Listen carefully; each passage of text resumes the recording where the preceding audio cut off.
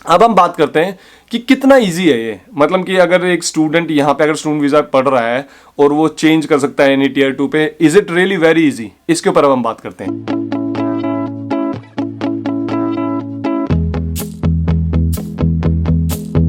तो एक क्वेश्चन जो बार बार मुझसे पूछा गया है, चाहे मेरी ईमेल्स में, चाहे इंस्टाग्राम पे, और नीचे यूट्यूब में जो वीडियोस में बनाता हूँ उसमें नीचे कमेंट करते हैं, वो है कि भाई क्या स्टूडेंट्स यहाँ पे स्टूडेंट वीज़ा से अपने वर्क परमिट में चेंज कर सकते हैं कि नहीं, क्या ये पॉसिबल है अब, क्या ये जनवरी 2021 के बाद ऐसा पॉसिबल हो गया है, क्या पहले पॉसिबल नहीं था, हो सकता है कि नहीं।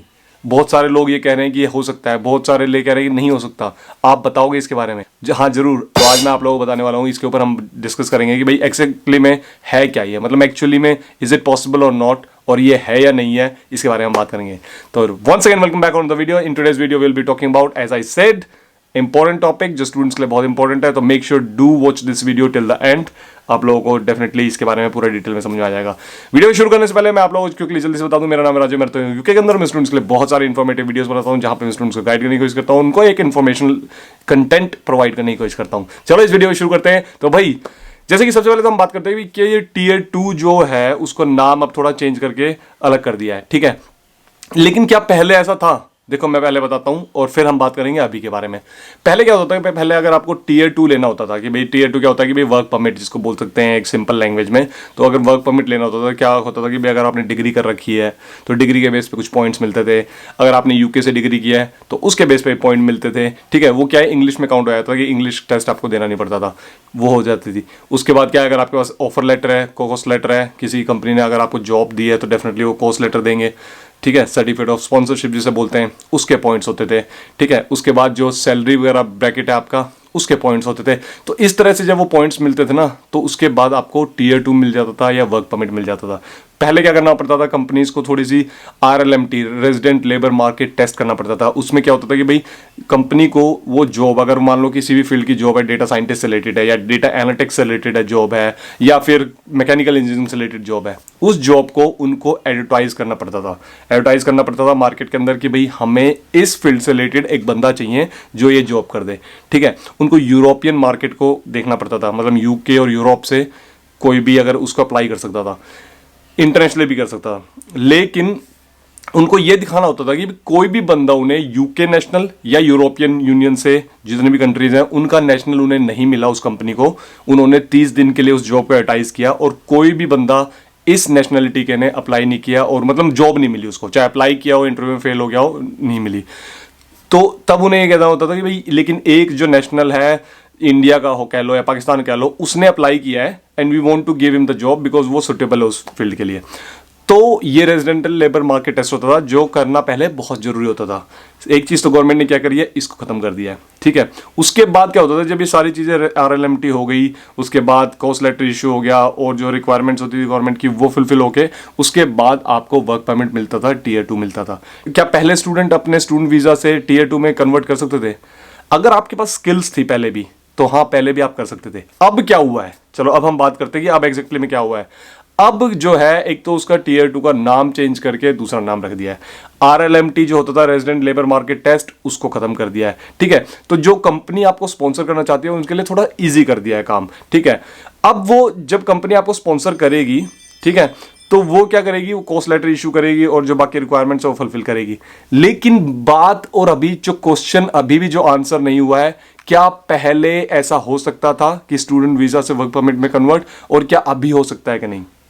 आप लोगों को एक चीज बता दूं, वो पहले भी हो सकती थी और वो अब भी होगी, ठीक है। इसमें कोई चेंज नहीं किया है गवर्नमेंट ने कि भाई पहले नहीं हो सकता था और अब होने लग गया, या पहले नहीं होता था या पहले होता था अब नहीं होता। वो पहले भी होता था भाई। अगर आप स्टूडेंट वीजा पे हो, ठीक है, अगर आपको टीयर 2 जॉब मिल गई है, पहले के सिनेरियो में बता रहा हूं कि भाई आपने एक स्पेसिफिक, आपके पास फील्ड है, आपके पास स्किल है और आपको जॉब मिल रही है, चाहे आप स्टूडेंट वीजा को बीच में छोड़ सकते हो और वो वीजा आप ले सकते हो, बस आपको अपनी होम कंट्री में जाके वहां से अप्लाई करना पड़ता था।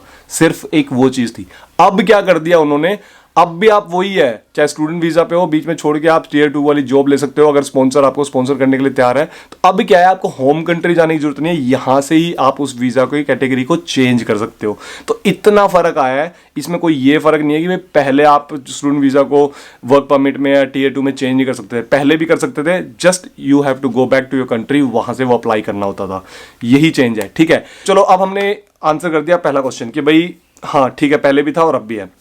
अब हम बात करते हैं कि कितना इजी है ये, मतलब कि अगर एक स्टूडेंट यहाँ पे अगर स्टूडेंट वीजा पढ़ रहा है और वो चेंज कर सकता है यानी टीयर 2 पे, is it really very easy, इसके ऊपर अब हम बात करते हैं। देखो, अगर आप स्टूडेंट वीजा पे यहाँ पे आए हुए हो, अगर आप बैचलर डिग्री कर रहे हो ना, तो मुझे नहीं लगता कि आप बैचलर डिग्री के बिना वो जो वर्क परमिट है वो ले सकते हो, क्योंकि उस कंपनी को अपने एम्प्लॉयर जो सीओएस जब इशू करते हैं वो ऑब्वियसली उनको यूकेबीए को कन्विंस करना पड़ता है कि भाई हाँ मुझे ये बंदा चाहिए और क्या स्किल्स हैं।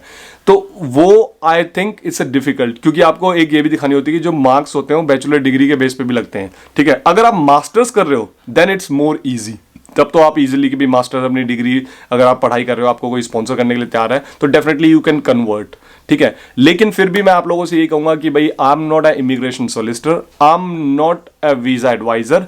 अगर आप लोगों को इन डिटेल इंफॉर्मेशन के बारे में चाहिए तो make sure do contact them and they will give you more detail information, जो मतलब डॉक्यूमेंट के पॉइंट बाय पॉइंट जो लिखी हुई है, ठीक है, क्योंकि वो लीगल एडवाइजर्स हैं। तो मैं जो बता रहा हूं वो सारी की सारी information on the basis of जो इंटरनेट पे अवेलेबल है, जो मैंने रिसर्च करी है उसके बेस पे। तो बात रही कि भाई आप ले सकते हो कि नहीं, हाँ आप ले सकते हो, लेकिन बैचलर्स वालों के लिए इट्स वेरी डिफिकल्ट, क्योंकि बैचलर की डिग्री दिखानी होती है, लेकिन मास्टर्स वाले they can swap their visa.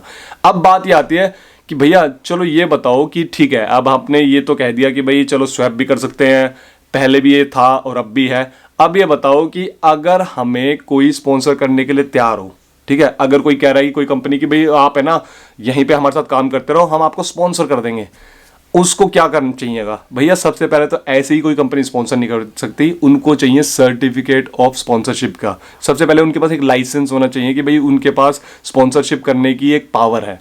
वो स्पॉन्सरशिप लाइसेंस लेने के लिए एक कंपनी को बहुत सारी चीज़ों के फॉर्मेलिटीज़ के थ्रू गुजरना पड़ता है कि भाई उनको पहले अप्लाई करना पड़ेगा उस लाइसेंस के लिए, उनको बताना पड़ेगा कि भाई उन्हें वो स्पॉन्सरशिप वाली फैसिलिटी क्यों चाहिए, मतलब ऐसा क्या काम है उनका कि भाई उनको बाहर के जो एम्प्लॉई हैं जो इस कंट्री में नहीं मिल सकते वर्कर्स, वो दूसरी कंट्री से मिलेंगे, मतलब ये सारी जस्टिफिकेशन देनी पड़ेगी। अगर 100 लोग अप्लाई करेंगे तो मुझे नहीं लगता कि 100 के 100 बिजनेसेस को वो स्पॉन्सरशिप अथॉरिटी अलो कर देगी यूकेबीए, क्या पता कर भी दे, आई एम नॉट श्योर, लेकिन मैं कह रहा हूं। तो जो एम्प्लॉयर जिसके पास आप काम कर रहे हो ना, तो मेक श्योर आपको उसकी क्रेडिबिलिटी पता हो कि भाई सच में क्या वो कर सकता है। नहीं कभी क्यों क्या होता है कि स्टूडेंट्स को है ना वो बोलते हैं अरे काम करता रहे, कोई नहीं मैं तेरा करवा दूंगा, बट मेक श्योर उससे बोलो कि ठीक है भाई तू करवा तो देगा। अगर मान लो कि आप किसी की एक छोटी सी दुकान है, उसका खुद का ही टर्नओवर उतना है 50,000, ठीक है, और 50,000 टर्नओवर अगर उसका है साल का, और वो कह रहा है कि मैं करवा दूंगा, लेकिन आपको सैलरी देने के लिए तो उसकी मिनिमम सैलरी 20-22,000 जो भी देनी पड़ती है वो देनी पड़ेगी ना। तो वो चीज़ आप टेक्निकली थोड़ी सी उस चीज़ में रिसर्च करना। मैं सिर्फ आप लोगों की हेल्प करने की कोशिश कर रहा हूँ, बेवकूफ मत बन जाना कहीं पे भी। तो make sure do look the things in this way. अगर कोई आपकी हेल्प कर रहा है तो बहुत अच्छी बात है, appreciate that, but make sure ये ध्यान हो कि भाई एक्चुअली में उसके पास वो फैसिलिटी है भी कि नहीं है। तो ऑब्वियसली स्पॉन्सरशिप मिलते हैं, बहुत सारी कंपनीज यहाँ पे स्पॉन्सरशिप प्रोवाइड करती हैं। यूकेबीए की जो रजिस्टर्ड गवर्नमेंट वेबसाइट है उस पे जाके देखो कितनी सारी कंपनीज हैं जो स्पॉन्सरशिप प्रोवाइड करती हैं और जो आप लोगों को स्पॉन्सरशिप दे सकती हैं क्योंकि उनके पास ऑलरेडी वो लाइसेंस है, ठीक है। और बाकी रेगुलरली बेसिस पे बहुत सारी कंपनीज अप्लाई भी करती रहती हैं। तो ये नहीं है कि भाई नई कंपनी अगर है वो कह रही है कि भाई मेरे पास अभी लाइसेंस नहीं है मैं लेके तुझे स्पॉन्सर कर दूंगा, ऐसा नहीं कि नहीं कर सकते हो, डेफिनेटली कर सकते हैं, ठीक है। हमने भी अपना लाइसेंस डाला हुआ है स्पॉन्सरशिप लेने के लिए, तो डेफिनेटली ये होता है। और रही बात टीयर 2 मिलता है कि नहीं, टीयर 2 मिलता है, पहले भी मिलता था, अब भी मिलता है। अब थोड़ा सा आसान हो गया है क्योंकि कंपनीज को बहुत सारी जो कंडीशंस पहले मीट करनी होती थी, अब वो कंडीशंस कंपनी को मीट नहीं करनी पड़ती, तो इसलिए अब टीयर 2 मिलना थोड़ा सा पहले से इजी हो गया है। तो भाई आप लोगों को मैं एक चीज़ और बता दूं, आप लोग अगर मुझसे कोई क्वेश्चन पूछते हो ना, और अगर कई बार ये होता है कि भाई आप लोगों का क्वेश्चन मैं पिक नहीं कर पाता, तो उसमें ना कोई अपसेट होने वाली बात नहीं होती, ठीक है। अगर आप मुझे ईमेल कर रहे हो, अगर मैं आपकी ईमेल का जवाब नहीं दे पाया, या मुझे इंस्टाग्राम पे फॉलो कर रहे हो, अगर मैं जवाब नहीं दे पाया, तो सो डोंट गेट अपसेट, क्योंकि मेरे पास इतने सारे ईमेल्स आती हैं, इतने सारे इंस्टाग्राम पे मैसेजेस आते हैं। It's not easy to answer each and every email, each and every question, ठीक है। तो इसलिए अगर आप लोगों ने मुझे ईमेल कर दी है, अगर मैंने नहीं किया उसका आंसर, तो सॉरी अबाउट दैट, लेकिन आप लोग मुझे फिर से ईमेल कर सकते हो, फिर से मुझे मैसेज भेज सकते हो। लेकिन इंस्टाग्राम पे मैं कम ही चेक करता हूं, क्योंकि इंस्टाग्राम पे ना अगर एक बार एक रिप्लाई दे दो तो उसके बाद फिर दोबारा उनका मैसेज आता है तो वो बहुत नीचे चला जाता है, क्योंकि इतने सारे मैसेज आते हैं, तो it's really difficult to track all those messages. लेकिन अब मैं क्या कर रहा हूं, मैं आप लोगों से रिक्वेस्ट कर रहा हूं कि अगर कोई क्वेश्चन है तो यूट्यूब की वीडियो के नीचे ही आप क्वेश्चन पूछ लिया करो। तो यही था भाई इस वीडियो में। आई होप आप लोगों को ये छोटी सी वीडियो, जिसमें छोटी सी इन्फॉर्मेशन टियर 2 से रिलेटेड जो मैंने आपको बताने की कोशिश करी है, वो अच्छी लगी होगी। अगर आप लोगों को वीडियो अच्छी लगी है, इसमें कुछ भी आपको सीखने को मिला है, तो make sure don't hesitate to hit that subscribe button or hit that like button. Make sure do hit that like button. Thank you.